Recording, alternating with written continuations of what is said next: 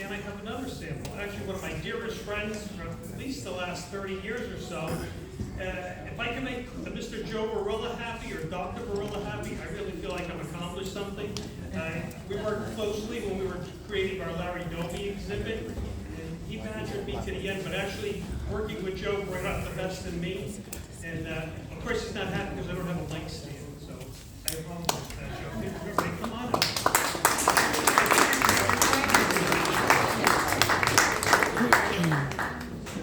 Do you want me to hold it for you?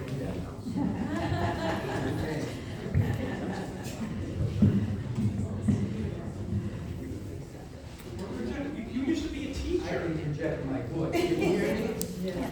Yeah, sorry, I'm doing my. Okay, I'm Joe Barilla. Back in the 70s, I worked with two great poets, Don Comic, the Count of Passaic County, and Angela Costa. And we formed a troupe called the Silk City Poets. And back then, it was not very popular. But eventually we got to the point where we filled the Genesis Theater on Broadway. 2 nights, 2 consecutive nights, completely packed. And we were a big hit. And so I'm going to read a poem that we did at that time. It's called How to Build and Operate a Skate Pop Scooter. At that time, we had Sean Capicello work with us, who was 8 years old, our friend Joe Capicello's son. He portrayed me assembling the skate pop scooter that you see hanging up here. That's a prop from 1978. And that's my drawing of the skate pop scooter. So you can imagine what it's like. I'm going to take you on a little trip through the old neighborhood. And this is called How to Build and Operate a Skate Pop Scooter. So follow the directions. Material. You pick up an empty orange crate, a 2.5-foot long piece of 2x4, 2 dozen finishing nails, or the equivalent, 1 latch from an empty orange crate, and 1 ball-bearing roller skate. Paint and reflectors are optional. Assembly. You separate the roller skate into 2 sets of wheels. Place a set of wheels at each end of the 2x4. Drive the nails in between the openings of the skate into the 2x4 so that no less than a 1/2 inch, no more than 3/4 of an inch of nail remains exposed, and then you bang the nail hole.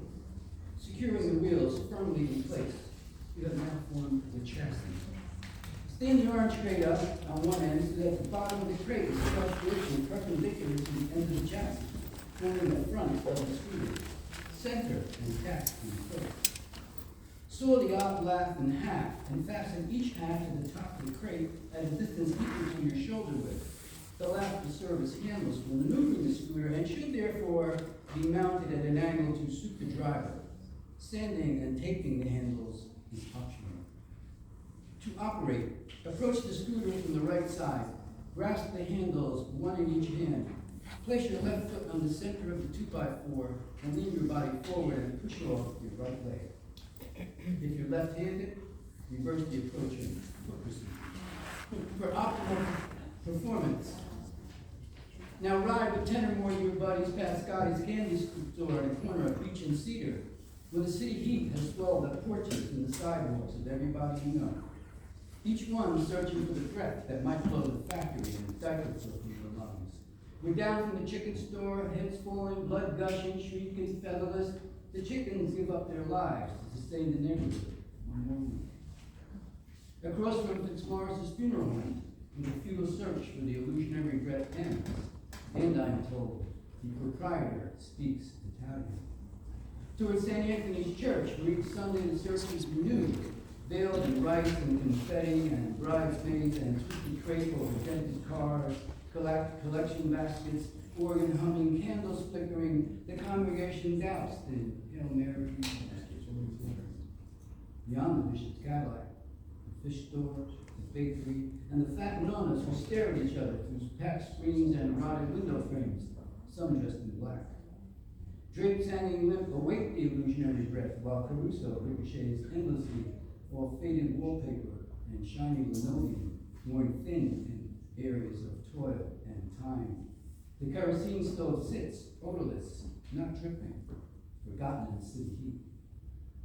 Straight ahead, you push that skate box scooter till all that is the street quickly finds its way to the hole in your right shoe.